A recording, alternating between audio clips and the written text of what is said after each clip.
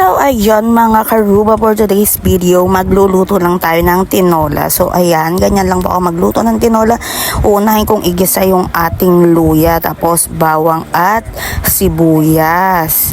Igigisa lang natin yan ng maigi. Pagkatapos nyan, pag medyo na brown na sila, ilalagay na natin yung ating manok. Opo, tas igigisa-gisa po natin yung maigi. Nilagyan ko po ng pamintang powder at ng patis. Kailangan maigisang maigi sa patis. Ayan, naigisa ko na siyang maigi sa patis. Ayan, nakita nyo may mga parang buo-buong nag-asin na. Iyan yung patis. Inano ko, pinatuyo ko maigi sa patis yung ating manok hanggang sa magmantika ulit siya. Ganon. Pagtapos niyan, syempre sasabawan na natin siya. At antayin na natin kumulo. Ayan, 'di ba nagmamantika siya.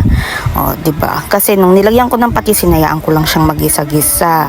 Tapos hanggang sa ulit evaporate yung ating patis. So nung kumulo na, nilagay ko yung ating sayote. Yan. Tapos niyan, kapag medyo malambot na yung sayote, ilalagay naman natin ng napakaraming sili.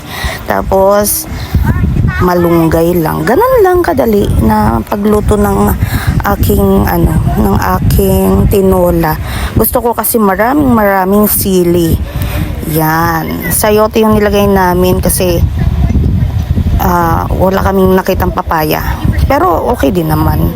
Pero minsan trip ko papaya, minsan trip ko din naman ng sayote. So ayan na ang ating healthing sabaw na maraming sili, maraming malunggay, o di ba?